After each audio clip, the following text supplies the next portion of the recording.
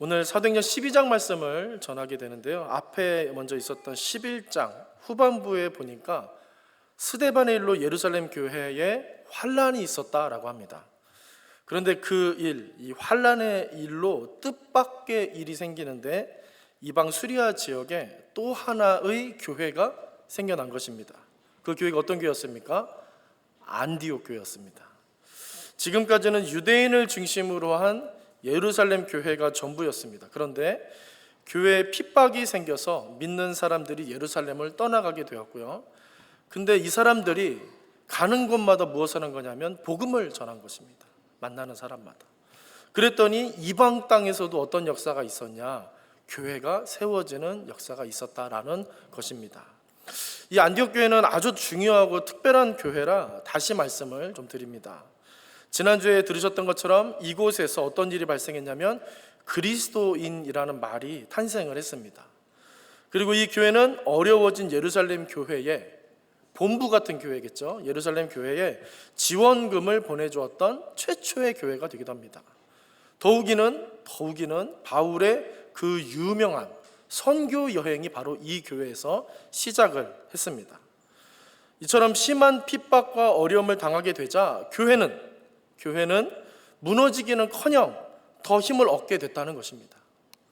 죽기는커녕 또 하나의 새로운 생명을 낳았고 그 생명은 어떻게 됐습니까?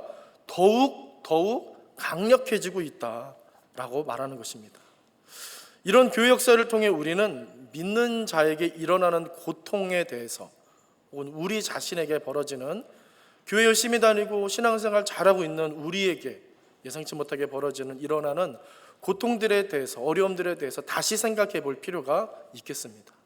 고통이 좋은 것은 아니어서 물론 웰컴 할 수는 없지만 믿는 자에게 고통이 올 때 반드시 하나님은 새롭고 더 강력하게 역사하시기 때문에 무조건 이것을 나쁘게만 여길 건 아니라는 것입니다. 여러분 로마서 8장 28절 말씀을 보시면 너무나 유명한, 여러분 잘 아시는 말씀인데 같이 한번 읽어보실까요? 읽겠습니다. 시작. 우리가 알거니와 하나님을 사랑하는 자 곧 그의 뜻대로 부르심을 입은 자들에게는 모든 것이 합력하여 선을 이루느니라. 아멘. 어떤 일이 일어나더라도 하나님이 역사하셔서 모든 것이 합력하여 선을 이루어질 거다, 그렇게 이루실 거다라고 말씀을 하시는 장면인데요. 여기에서 사실 전제 조건이 중요합니다. 전제 조건 뭐라고 되어 있습니까? 하나님을 사랑하는 자, 곧 그의 뜻대로 부르심을 입은 자들. 여러분 이런 사람들이 어떤 사람들입니까? 이게 길게 설명되어 있는데 짧게 한 단어로 말한다면 성도입니다. 성도. 옆에 계신 분들한테 한번 축복해 볼까요? 우리는 성도입니다. 시작. 네, 감사합니다. 네, 여러분 안 잊고 계시죠? 네. 저도 목사이기 전에 성도입니다. 이게 존귀한 명함입니다. 존귀한 이름입니다. 하나님을 사랑하는 자, 곧 그의 뜻대로 부르심을 입은 자들에게, 그리스도인에게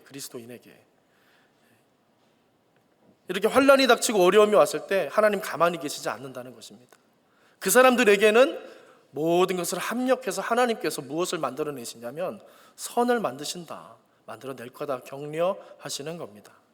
혹 우리가 느낄 수 없고 당장 알아차리지 못하더라도 그분은 자기 백성들의 삶에 관여하셔서 이렇게 합력해 주시고 반드시 선을 내가 이루어낼 거다, 그렇게 여러분들에게 말씀하시는 줄로 믿습니다.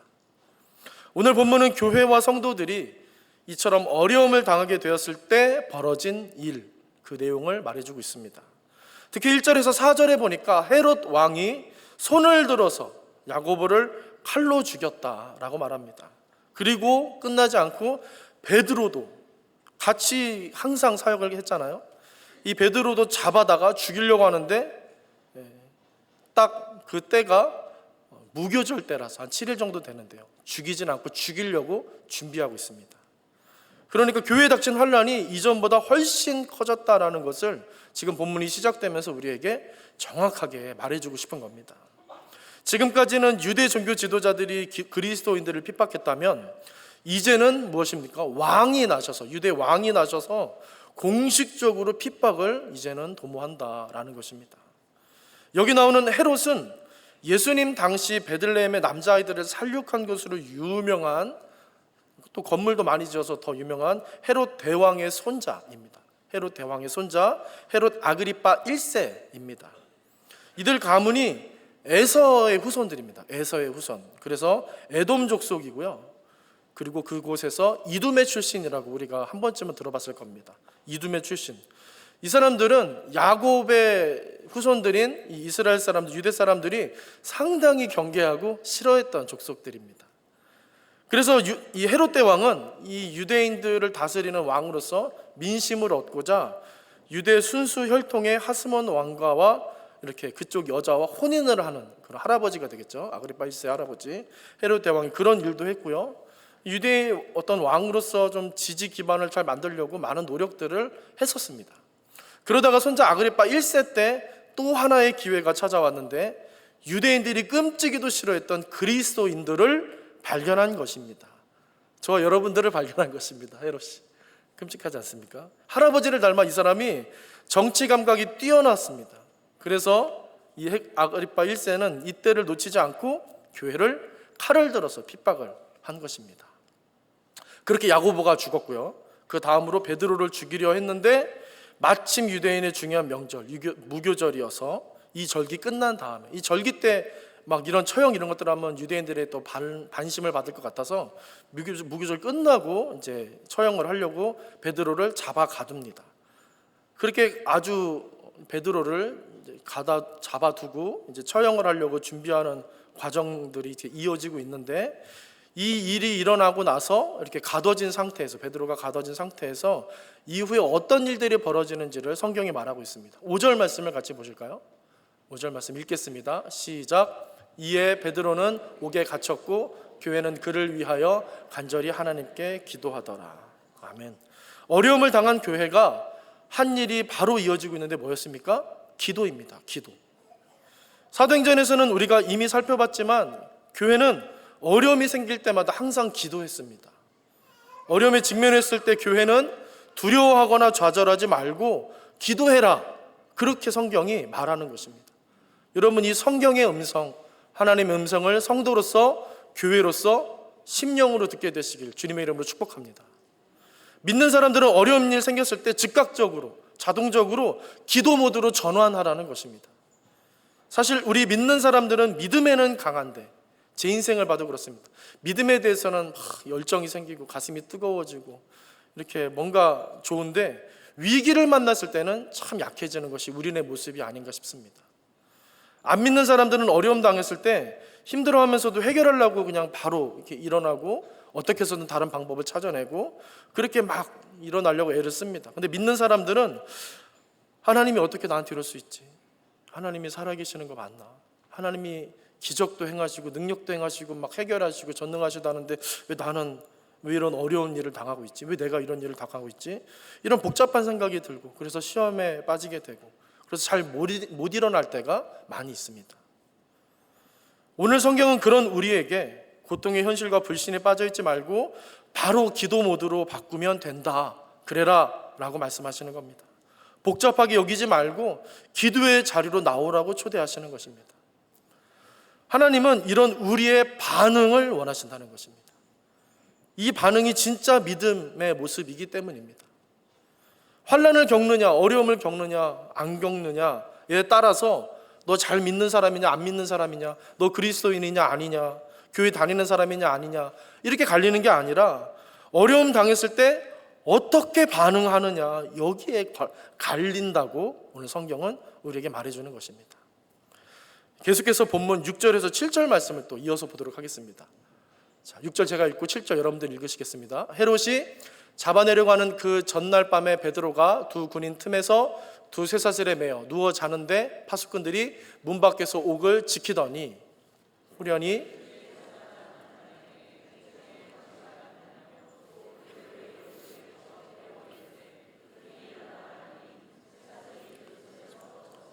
아멘. 성도들이 기도하고 있을 때 일어난 일입니다. 지금 여러분들이 읽으신 이 사건, 호련히 주의 사자가 나타나신 이 일, 광채가 빛나고 그리고 쇠사슬이 손에서 벗겨지는 일이 성도들이 기도하고 있을 때 일어난 일이라는 것입니다. 헤롯은 작심하고 베드로 죽이려고 하는데 경비를 그래서 굉장히 강화시켰는데 절대 못 빠져나가게, 절대로 내가 죽이고 말겠다, 꼭 반드시 내가 처형할 거다, 그래서 유대인들의 민심을 얻을 거다. 헤롯 아그리파 1세가 지금 그렇게 하고 있는데, 너무 애를 쓰고 있는데 주의 천사는 어떻습니까? 너무 쉽게 베드로에게 찾아옵니다. 그 감옥에. 그리고는 베드로 막 깨우고 손에 있던 쇠사슬 막 벗겨집니다. 헤롯 왕이 아무리 애를 써도, 모든 권력을 다 동원해서 애를 써도 어떻습니까? 하나님을 막을 수 없었던 것입니다. 특히 여기 7절에 나오는, 7절 시작에 나오는 호련히라는 말이 있는데, 이 말은 한국말로 아무도 예상치 못하게 갑자기라는 뜻의 말입니다. 헤롯 왕이 그토록 경비를 삼엄하게 하면 뭐합니까? 주의 천사는 모두의 예상을 깨고 너무 쉽고 간단하게 베드로에게 나타나신 것입니다. 와주신 것입니다. 그렇게 여러분들에게 하나님께서 찾아와 주실 줄로 믿습니다.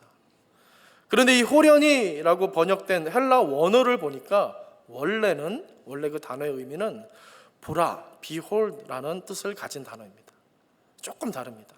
그러니까 사실 갑자기라는 뜻이라기보다는 이 호련히가 감탄과 놀라움의 표현이었던 것입니다. 감탄과 놀라움의 표현. 헤롯 왕이 베드로를 가두었지만 보라, 봐라, 하나님은 모두의 예상을 깨고 그를 구원하셨다, 봐라, 이렇게 선언하듯이 나타내는 그런 놀라움과 감탄의 표현인 것입니다. 이런 하나님의 역사는 헤롯 왕도 베드로도 전혀 짐작을 못했습니다. 베드로가 깊이 자고 있었던 것만 보더라도, 선생님 어떻게 깨웠습니까? 옆구리를 쳐서 굉장히 강력하게 깨워야만 깰 수 있는 아주 깊은 수면에 처한 상황이었습니다. 전혀 모르고 있었습니다. 그리고 중요한 건 이 일이, 제가 계속 강조하고 있지만, 교회가 기도할 때 벌어진 일이라는 것입니다. 기도할 때. 이처럼 성경은 무엇을 말하냐면, 성도가 성도의 일을 하고 하나님은 하나님의 일을 하신다, 이것이 교회다, 이 말이 하고 싶은 겁니다. 낙심하고 시험되는 일은 너희들의 일이 아니다, 성도의 일이 아니다. 기도가 성도의 일이고 교회의 일이다. 성도는 성도의 일을 하라, 하나님은 하나님의 일을 하실 것이다 라는 것입니다. 그 성도의 일, 그리스도인의 일, 교회의 일을 우리가 하지 않고 혹시 다른 것에서 정신을 빼앗겨서 하지 못하고 등한시할 때 문제가 생기지, 단순히 어려움이 닥친다고 문제가 생기는 게 아니라는 것입니다. 사도행전을 읽다 보면 예수님이 부활하시고 그 부활의 소식, 예수님 부활하셨다라는 메시지를 전하니까 교회가 막 탄생을 하게 됩니다. 그리고 교회를 중심으로 사도들과 여러 그리스도인들의 이적과 기적들의 일들이 막 발생을 했다고 성경은 쓰고 있습니다. 그래서 교회는 어떻게 되냐면 3,000명, 5,000명 이렇게 어마어마한 부흥을 하게 됩니다. 그리고 동시에 무슨 일이 있었는지 여러분 아십니까? 우리가 자칫 잊어버리기 쉬운데요, 동시에 항상 따랐던 일, 동전의 양면처럼 있었던 일이 뭐였냐면 바로 고난이었습니다. 고난, 어려움이 항상 따랐습니다. 베드로는 사실 오늘 감옥에 갇힌 게 벌써 3번째이고요, 요한과 함께 공회에 잡혀가 신문을 받기도 했습니다. 또 7 집사 중 스데반, 중요한 사람이죠. 스데반은 복음 전하다가 돌에 맞아 순교하는 일을 당합니다. 그러니까 무엇이냐면 영광과 함께 고난이 있었던 것입니다. 교회에. 그렇기 때문에 우리는 주의 교회에 영광과 고난이 함께 있었다라는 사실과 더불어 그 고난의 어려움이 올 때 교회가 어떤 반응을 했느냐, 이 두 가지를 반드시 기억해야만 하는 것입니다. 그게 무엇입니까? 어렵지 않았습니다. 교회는 기도했다입니다. 그리스도인은 기도했다. 그래서 어려움이 오히려 큰 능력의 도구로 활용되는 곳, 그곳이 바로 주의 교회였다는 것입니다. 이것이 오늘 성경이 말하는 교회입니다. 우리는 사도행전의 그 성령의 능력을 달라고 물론 기도해야 되지만, 사모하며 기도해야 되지만, 어떤 특정 사건에 우리가 심취돼서 그때 있었던 부흥을, 그 현상을 우리에게 주시옵소서 라고 사모하기보다는, 위기를 만났을 때 교회는 기도했다, 어려움 당했을 때 성도는 기도했다라고 하는 진리의 단순성, 진리의 단순한 원리를 주님 우리로 회복시켜 주시옵소서, 그렇게 기도해야 될 줄로 믿습니다. 그러면 우리도 호련히 역사하시는 하나님을 보게 될 줄로 믿습니다.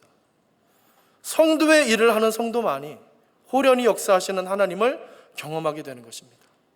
교회의 일을 하는 교회만이 호련히 역사하시는 하나님을 보게 되는 것입니다.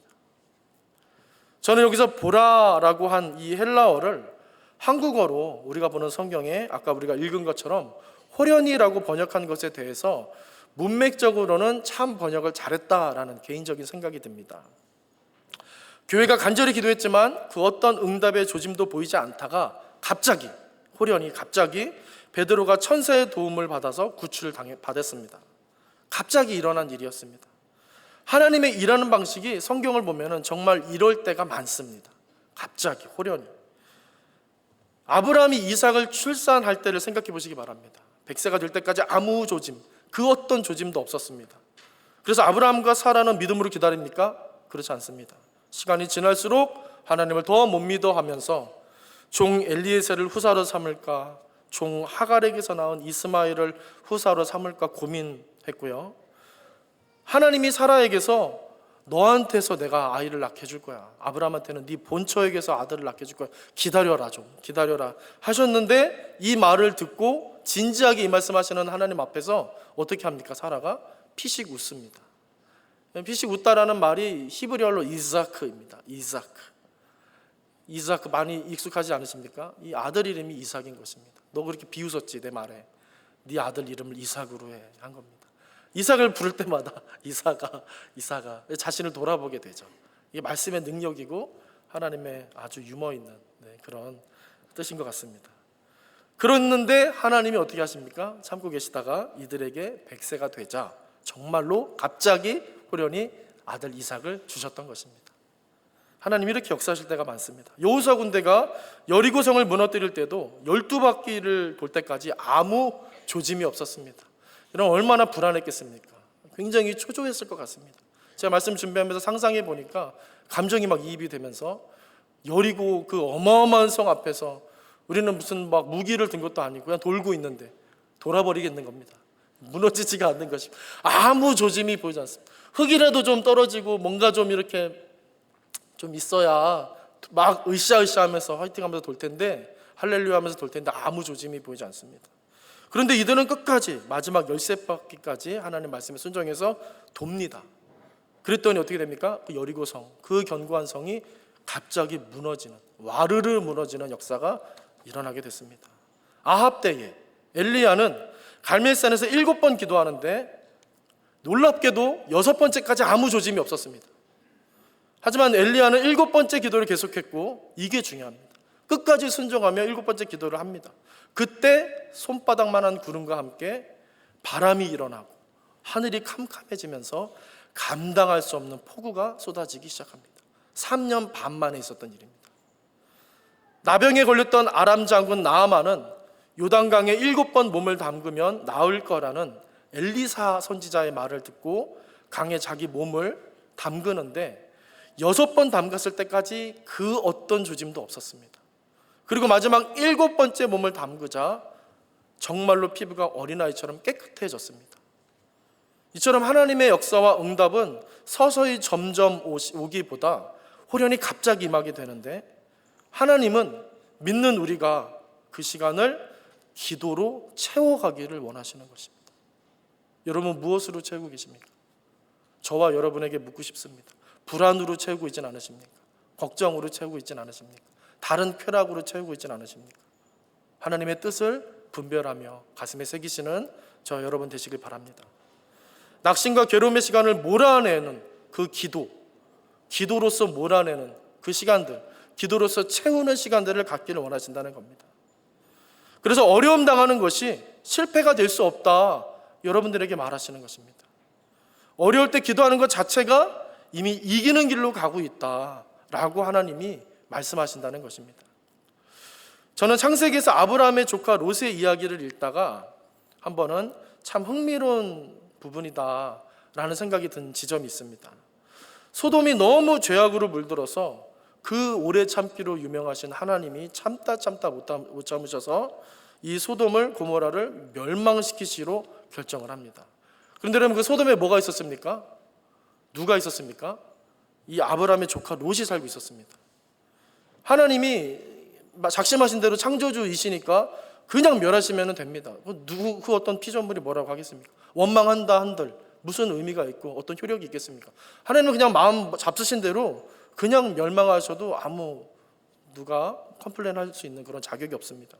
그런데 하나님은 놀랍게도 어떻게 하시냐면은 그렇게 계획을 세우시고 작심을 하시고 아브라함을 불러다가 아브라함에게 당신의 계획을 말씀하십니다. 여러분, 왜 그러셨겠습니까? 아브라함을 사랑하셨겠지만 어떻게 하셨냐면 아브라함을 신뢰하시면서 그가 믿는 자의 일을 해주기를 원했던 것입니다. 아브라함한테 얘야 일로 와봐. 내가 이런 계획이 있어. 내가 이렇게 저렇게 할 거야. 내 마음이 이렇게 타들어갔어. 내가 이렇게 오랫동안 기다려왔는데 저들은 변함이 없어. 그래서 내가 이렇게 멸망시키기로 결심했어. 아브라함이 마치 친구를 대하듯이 자신의 딸을 대하듯이 그렇게 불러다가 하나하나 말씀해 주셨다고 성경은 기록합니다. 그 소식을 듣고 아브라함은 뭐라고 합니까? 하나님은 의인 50명이 있다면, 아니 45명이 있다면, 아니 40명, 30명, 20명, 10명 계속 그렇게 하나님께 간구하면서 그래도 멸하시겠습니까? 그렇게 하나님께 계속 기도를 했습니다. 그런데 이렇게 계속 하나님께 졸랐던 아브라함이 여러분 정말로 원했던 것은 무엇일까요? 사실 정말로 원했던 것이 있습니다. 사실은 내 혈육, 얼마 남지 않은 혈육, 조카 롯이 거기 있는데 그 롯이 좀 살았으면 좋겠는 겁니다. 하나님, 롯은 좀 살려주세요. 사실은 그 마음이 있었습니다. 그리고 때가 되었습니다. 시간은 흘러 때가 되었고 안타깝게도 소돔엔 의인 10명이 없었습니다. 그래서 유황과 불이 소돔과 고모라에 비같이 내려서 무섭게 심판이 막 임하기 시작하는데 그 와중에 창세기 19장 29절에 이런 말씀이 나옵니다. 같이 한번 읽어보실까요? 시작. 하나님이 그 지역의 성을 멸하실 때 곧 롯이 거주하는 성을 엎으실 때에 하나님이 아브라함을 생각하사 롯을 그 엎으시는 중에서, 아멘. 하나님이 아브라함을 생각하사, 하나님은 심판을 행하시던 그때에 그렇게 조르고 졸랐던 기도했던 아브라함을 기억하고 계셨던 겁니다. 그뿐만 아니라 그의 간절한 마음, 그가 진짜 원했던 것이 무엇이었는지 그거를 말하지 않았음에도 헤아리고 있었던 것입니다. 헤아리고 계셨던 겁니다. 말이나 글은 조리 있게 잘하고 못하고 이게 있지만 기도는 사실 잘하고 못하고가 없습니다. 사람이 아니라 하나님을 의식하고 하나님께 집중하고 하나님 앞에 머무르는 것, 여러분 이게 최고입니다. 이게 기도입니다. 이게 더 제일 잘하는 그런 기도일 것입니다. 조리 있게 요점을 잘 정리해서 하나님께 잘 구하지 못한다 하더라도 하나님은 우리의 중심을 보시며 우리가 진짜 원하는 것, 바라는 것을 헤아려 주는 분이신 줄로 믿습니다. 성도라면 복잡하게 생각하고 다양한 길을 모색하기보다 단순 명료하게 기도 모드로 딱 전환해서 주님을 찾고 구하면 되는 것입니다. 기도를 어떻게 해야 할지 몰라서 그저 아버지, 아버지, 주여, 주여 라고만 할지라도 하나님 붙잡고 성도의 시간을 채워나가시면 됩니다. 하나님은 그거를 원하시는 것입니다. 우리 보나님께 모든 성도님들, 우리를 헤아리시며 호련히 역사하시길 원하시는 아버지 하나님, 그 하나님의 은혜를 새롭게 더욱더 이 시간 느끼시고 깨닫게 되시기를 주님의 이름으로 축복드립니다. 다시 본문으로 돌아가서 하나님은 우리가 교회가 위기 앞에서 기도하고 있을 때 호련히 주의 천사를 보내서 베드로를 구해 주셨었습니다. 8절에서 11절 말씀에 그 내용이 자세하게 기록이 되어 있었는데 제가 읽지 않고 설명으로 대신하겠습니다. 천사는 베드로의 띠와 신발과 겉옷까지 챙겨주면서, 여러분 기억나십니까? 띠를 매라, 신발 신어라, 야 겉옷 챙겨야지. 하나님의 천사가 그렇게 주의 천사가 이르되, 주의 천사가 이르되 두 번이나 말하면서 이렇게 중요한 세 가지, 중동에서 사는데 꼭 필요한 이 세 가지를 챙겨서 나올 수 있도록 그렇게 도와줬습니다. 베드로는 비몽사몽이어서 이게 지금 현실이야 꿈이야 환상이야 막 모릅니다. 말하는 대로 들리는 대로 그냥 막 이렇게 따라서 했습니다. 그리고 나왔습니다. 그랬더니 다 나와서 보니까 베드로는 이제야 정신이 들어서 아, 하나님이 다 구해 주셨구나, 그렇게 생각을 한다는 것입니다. 하나님의 디테일이 참 대단하십니다. 하나님의 디테일이 참 대단하십니다. 너 띠도 챙겨야지, 너 그냥 나오면 어떻게, 신발도 챙겨야지, 너 겉옷도 입어야지, 그렇게 디테일하게 챙겨주시는, 그거를 다 기록하고 있는 오늘 본문 말씀 8절에서 11절 말씀을 여러분 가슴으로 읽으실 수 있으면 좋겠습니다. 이렇게 하나님이 신경을 쓰시면 헤롯이 아무리 애를 써도 무력해지고 성도는 아무리 절망적인 상황에 놓여도 디테일하게 도움을 받고 소망을 얻게 된다는 것입니다. 여러분 믿으십니까? 믿으십니까? 그 믿음 가운데 하나님께서 디테일한 역사를 베풀어 주실 줄로 믿습니다. 여러분들 성도의 자리에서 성도의 일에 집중하시면서 그 하나님의 디테일을 날마다 새로운 디테일을 경험하게 되시길 바랍니다. 이제 본문 12절을 한 번 더 같이 읽어보도록 하겠습니다. 같이 한번 읽겠습니다. 시작. 깨닫고 마가라 하는 요한의 어머니 마리아의 집에 가니 여러 사람이 거기에 모여 기도하고 있더라. 아멘.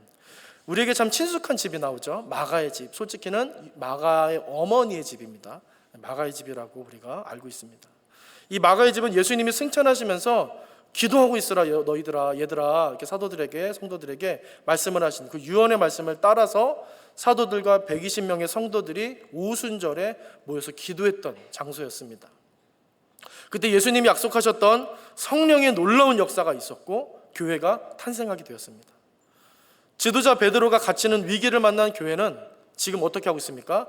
그렇게 다시 그곳에 모여서 기도를 했는데 쉼없이 계속 기도를 이어갔던 것입니다. 여러분 이미 앞에 5절에서 우리가 읽었던 5절에서 교회가 뭐 하고 있었습니까? 기도하고 있었습니다. 5절 말씀을 좀 다시 보실까요?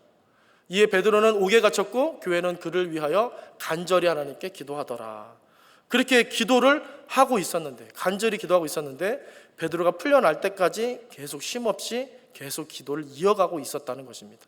5절 말씀으로 시작해서 12절 말씀까지 계속 기도하고 있는 교회의 모습을 비춰주고 있습니다. 그런데 여기 5절에서 참 중요한 단어가 하나 나옵니다. 노란색으로 해놨는데요. 간절히 기도했다라는 단어입니다. 헬라어로 액테노스라는 단어를 썼는데요. 이 간절히라고 번역된 이 단어는 평범해 보이지만 사실은 아주 특별한 단어입니다. 사도행전을 쓴 누가는 이 헬라 말을 사도행전에서 딱 한 번 사용했습니다. 딱 한 번. 아끼면서 딱 한 번 오늘 본문 5절에서 썼습니다. 그리고 또 한 번 어디서 썼냐면 자기가 쓴 다른 또 성경 누가복음 있죠. 누가복음에서 이 단어를 썼는데 바로 이 구절입니다. 누가복음 22장 44절 같이 한번 읽어보실까요? 시작. 예수께서 힘쓰고 애써 더욱 간절히 기도하시니 땀이 땅에 떨어지는 빗방울 같이 되더라. 여러분 잘 아시는 장면입니다. 위기를 만난 교회가 기도하는 모습이 마치 십자가 처형을 앞두고 기도하셨던 예수님의 모습과 같았다고 말하는 것입니다. 여러분 이해가 되십니까? 예수님이 간절히 기도했다. 겟세마네 언덕에서 십자가 지시기 전날 밤새도록 간절히 기도했다라고 쓰고요. 아끼고 아꼈다 이 말을 사도행전에서 위기를 만난 교회가 간절히 쉼없이 끊임없이 계속 기도하고 있는 그 모습을 보면서 기록에다가 그 단어를 쓴 것입니다. 간절히 기도했다. 그러니까 누가는 위기 때 주의 교회가 예수님처럼 반응했다 이 말이 하고 싶은 겁니다. 예수님처럼 반응했다. 그러면서 그들의 모습이 어떻게 이어졌냐면 다시 12절을 보시겠습니다. 베드로가 마가라는 요한의 어머니 마리아의 집에 가니 풀려난 상태에서 베드로가 돌아간 것입니다. 기도하는 성도들에게. 그러자 여러 사람이 거기에 모여 기도하고 있더라라고 썼습니다. 여러 사람. 위기를 만난 성도들은 전에 예수님 말대로 모여서 기도했는데 마가의 집에 다시 모여서 그렇게 예수님처럼 간절히 기도를 했습니다. 먼저는 예수님처럼 간절히. 그리고 그 모여있는 사람의 수가 아직 많이 있었던 겁니다. 여기 여러 사람이 거기 있었다라고 번역한 이 한국말은 사실 조금 잘못된 번역입니다. 상당수의 사람이 모였다라고 번역이 돼야 됩니다. 상당수의 사람. 그러니까 위기 앞에서 교회가 더 강해졌다는 것입니다. 더 간절히 하나님 찾았고 위기가 깊어질수록 오히려 더 많은 성도가 하나님 앞에 나오고 있었다라는 것입니다. 점점 더 사람들이 많이 모여서 상당수가 되었고 하지만 복잡해지지 않았고 그러기는커녕 더 단순히 성도의 본질적인 일에 충실했다라는 것입니다. 저는 이런 내용을 보면서 진리의 단순한 이 원리가 얼마나 대단한 것인가 이것을 다시 새롭게 생각하게 됩니다. 우리 생각의 다양성은 창의성을 만들어내는 아주 아름답고 소중한 것이지만 자칫 복잡함으로 흐르게 되면 앞으로 나아가는 것을 방해하고 막는 일이 되기도 합니다. 성도와 교회는 무엇보다 하나님의 뜻이 이루어지도록 닫힌 것을 자꾸 열어야 하는 존재고요, 막힌 것을 자꾸 뚫어내는 그런 존재여야 하는데, 자칫 우리가 복잡한 생각에 사로잡히게 되면 오히려 닫고 막는 일을 할 때가 있다는 것입니다. 우리는 열고 자유케 하는 사람인지, 아니면 혹시 닫고 가두는 사람은 아니었는지 저와 함께 하나님 앞에 겸손한 마음으로 점검하고 다시 생각해 볼 수 있으면 좋겠습니다. 예수님은 자신을 부인하고 십자가를 져라 우리에게 말씀하셨습니다. 바울은 같은 선상에서 나는 오로지 자랑할 것이 너무나 많지만 오로지 예수님 자랑한다 그렇게 막 말합니다. 다 이게 무슨 말이겠습니까? 그리스도인은 복음을 위해 자꾸만 닫힌 것을 여는 존재여야 한다는 것입니다. 여는 존재여야 한다는 것입니다. 기도는 이처럼 여는 일입니다. 기도는 주님의 뜻이 통과되도록, 막힘없이 통과되도록 하는 창문인 것입니다. 그렇기 때문에 기도는 쉽고 단순하지만, 별거 아닌 것처럼 보이지만 그 어떤 대단한 지식이나 논리나 언변보다 큰 능력이 있는 것입니다. 말로 설득할 수 없고 힘으로 해결할 수 없는 헤롯, 이 어마어마한 권력을 갖고 있는 헤롯을 이긴 것이 여러분 기도였음을 잊지 마시기 바랍니다. 그래서 저와 여러분 복음을 가두는 존재가 아니라 복음이 흐르도록 하는 그런 존재가 되기를 항상 주님 앞에서 간구하며 사모하는 그런 인생을 사시게 되시기를 바랍니다. 이제 마지막으로 13절에서 16절 말씀을 같이 좀 보시겠는데요, 좀 길어서 저 한 절씩 교독해 볼까요? 한 절씩 제가 먼저 읽겠습니다. 베드로가 대문을 두드린데 로데라 하는 여자아이가 영접하러 나왔다가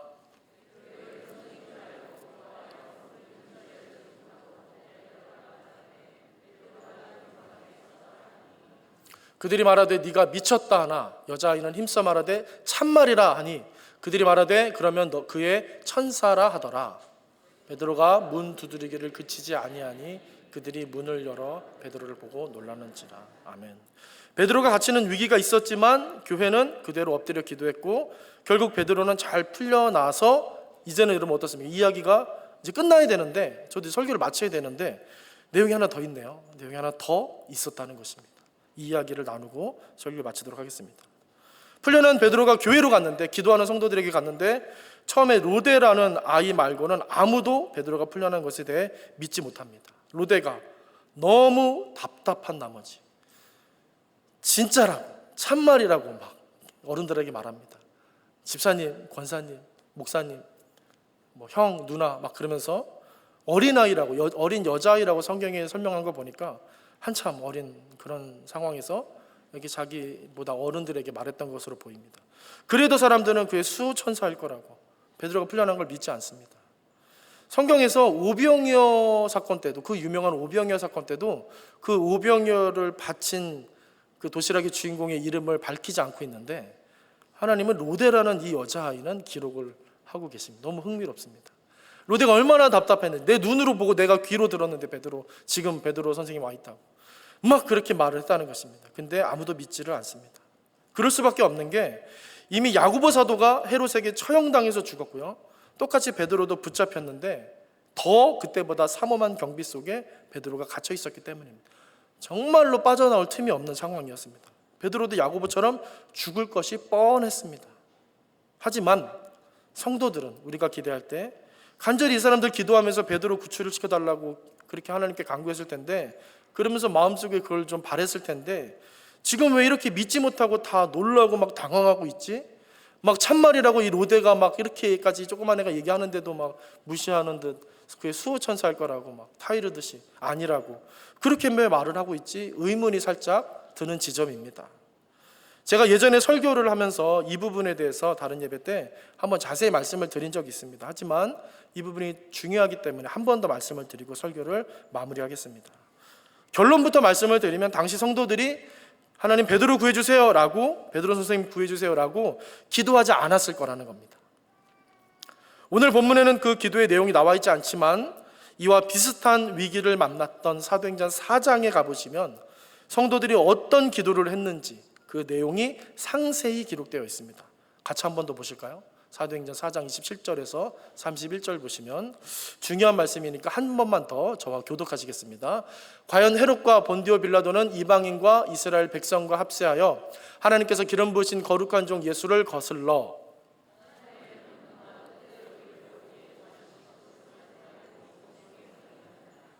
주여 이제도 그들의 위협함을 굽어보시옵고 또 종들로 하여금 담대히 하나님의 말씀을 전하게 하여 주시오며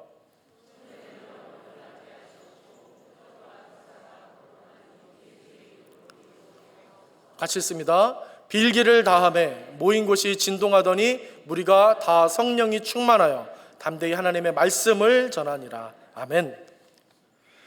여기서 29절 보시면 사도들이 위협당하는 것을 구호봐달라고 교회 성도들이 간구했다는 장면이 잠깐 나오긴 합니다. 하지만 이 위험에 닥친 사도들 하나님 좀 살려주세요, 구해주세요, 이 내용이 오늘 이 전체 기도의 주요 주제는 아님을 여러분들이 쉽게 알아차리셨을 겁니다. 알아차리셨습니까? 네. 반복적으로 강조되는 내용은 사실 이게 아니라 하나님의 뜻이 이루어지기를 바랍니다, 이거였습니다. 제가 정리해드리면 27절에 보면 헤롯과 빌라도가 하나님의 뜻을 거슬렸습니다, 이렇게 오늘 기도가 시작됐고 아까 그 기도가 시작됐고요. 28절 이어서부터 보시면 하나님의 뜻, 권능과 뜻대로 이루려고 예정하신 그것이 행해질 겁니다, 그렇게 막 선포하며 또 이어서 기도합니다. 또 29절 보니까 위기 때에도 담대히 하나님의 말씀을 전하게 해주십시오. 베드로 사도를 굽어 살펴주시길 원하지만 그런 위기라고 할지라도 담대히 하나님의 말씀 우리로 전하게 해달라고. 베드로가 갇혔습니다. 사도가 갇혔습니다. 사도가 어려움을 겪었습니다. 그러니까 하나님 너무 무섭고 구해주시고 이런 게 아니라 하나님 그럼에도 그 어려운 너무 험악한 상황이지만 그럼에도 불구하고 복음 전할 수 있도록 우리에게 담대함을 주시옵소서, 그렇게 기도하고 있다는 것입니다. 또 마지막 30절에 보니까 기적과 표적을 주셔서 예수를 통한 하나님의 뜻이 이루어지게 해달라, 그렇게 기도하며 마무리합니다. 이것이 당시 초대교회 성도들의 기도 스케일이었습니다. 온통 하나님의 뜻이 이루어지기를, 그분의 말씀이 이루어지기를 원하는 그 내용으로 기도가 도배되어 있는 것입니다. 그래서 위기 때 하는 그들의 기도는 이 어려움과 고통 앞에서 우리로 담대하게 하셔서 주의 말씀 전하고 주의 뜻이 이루어지는데 멈춤이 없게 해달라는 것, 여기에 전념하고 있었다라는 것입니다. 가장 핵심적인 사도 중에 한 사람이었던 야고보가 죽고 이제 더 핵심적인 사도 베드로가 죽게 된 마당에 그들은 여전히 이렇게 기도했을 겁니다. 하나님, 그럼에도 불구하고 주의 뜻은 거침없이 이루어지며 주의 말씀은 여전히 전파되기를 원합니다. 주님, 우리가 두려워 떨지 않게 하시며 담대하게 하시되 그 이유는 주님의 말씀이, 주님의 복음이 우리를 통해 계속해서 사도들이 갇혔을지라도 전파되게 해달라고 그렇게 간구했다라는 것입니다. 사도행전 16장에 가보시면 바울과 실라가 빌립보라는 곳에서 복음을 전하다 잡혀서 한참 매맞고 매질당하고 감옥에 갇히는 사건이 벌어집니다. 그때 그들이 감옥에서 뭐 했는지 여러분 기억나십니까? 잘 아실 텐데요. 기도하고 찬송했습니다. 바울과 실라 기도하고 찬송했습니다. 하나님의 일 열심히 하다가 여러분 이런 일 겪으면 어떠실 것 같습니까? 하나님 일 내가 막 열심히 하고 내가 내 돈 들여서 막 헌신도 하고 내가 막 시간 빼서 이렇게 팔 걷어붙이고 땀 흘리면서 일하고 다른 사람 하기 싫은 일 내가 막 애써서 더 하고 그렇게 했는데 오히려 안 좋은 일 생기고 오히려 핀잔 듣고 오히려 이상한 악성 댓글을 받듯이 그런 눈총을 받게 되고 오해를 받게 되고 어려움을 받게 되고 그런 일을 당하면 여러분 마음이 어떠시겠습니까? 막 억울하고 분하고 시험들만 한데 여러분 그 상황에서 바울과 실라가 뭐 했다는 겁니까? 기도하고 거기서 찬송했다는 것입니다. 여러분 이건 사도니까 선교사니까 라고 우리가 치부할 일이 아닙니다. 그들도 마음속에 억울하고 분한 것들이 있을 법한데 매맞고 감옥에 그렇게 들어왔는데 지쳐서 가만히 쓰러져 있을 수도 있었는데 그곳에서 기도하고 찬송했다는 것입니다. 몇 주 전 수요 주제 설교 때 제가 바울에 대해서 설교하면서 이런 이야기를 좀 드린 적이 있었는데요. 가만히 뜯어서 깊이 있게 연구해보고 살펴보니까 사도 바울의 모든 행적들을 제가 다 찾아봤거든요. 사도들이 한 모든 말과 모든 역사적인 할 수 있는 대로 제가 모든 역사적인 기록들 다 찾아봤는데 결론이 뭐였냐면 바울은 결코 슈퍼맨이 아니었다는 겁니다. 바울은 너무나 연약한 사람이었습니다. 특별한 사람이 결코 아니었습니다. 우리처럼 두려움과 불안함에 매일매일 시달렸던 사람입니다. 두려움에 떨었던 사람입니다. 그렇지만 그는 우리와 같은 상황에서 뭐 한 겁니까? 기도하고 찬송했다는 겁니다.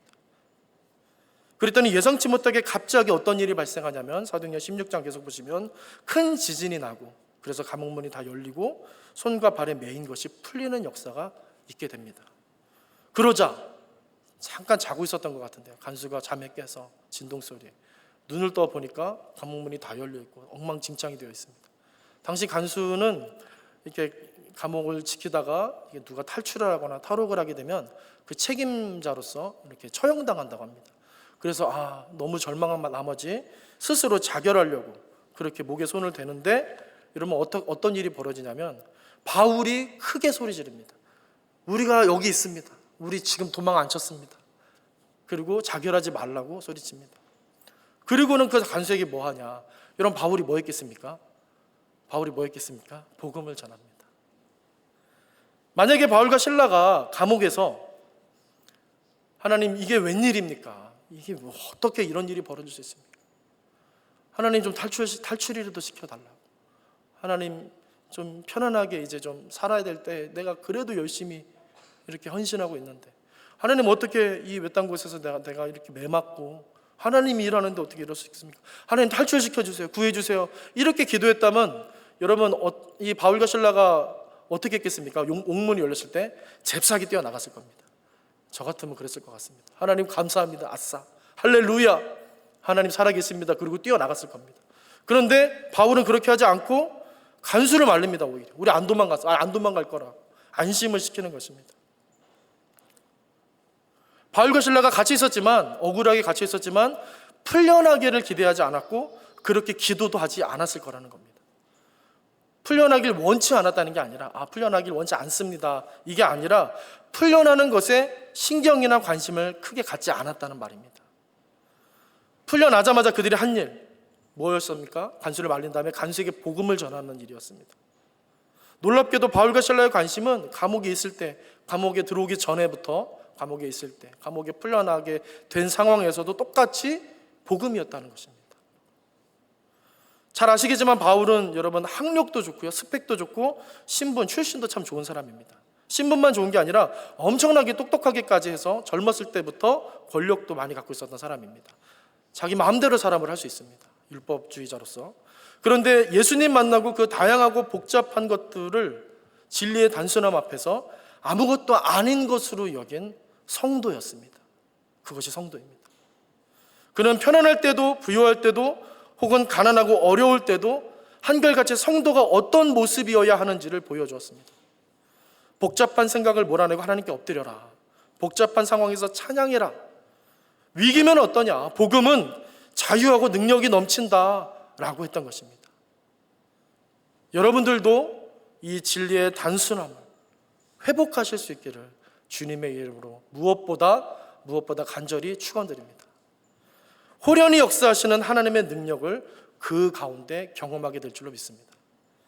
세상의 그 어떤 것도 여러분 그분을 막을 수 없습니다. 할렐루야. 그분 앞에서는 그 어떤 대단한 것도 무력해질 뿐입니다. 오늘 헤롯의 기사를 누가가 말하고 있는 이유가 바로 여기에 있습니다. 하지만 그 진리의 단순함으로 사는 성도는 위기 앞에서 더 강해지고 평안해지고 말로 설명할 수 없지만 담대해진다는 것입니다. 이 믿음으로써 저와 여러분 오늘도 내일도 주님을 향한 간절함을 가지고 그 기도와 찬양을 끊임없이 하나님께 올려드리는 그런 삶을 사시는 모든 분들 되시기를 주님의 이름으로 간절히 축원드립니다.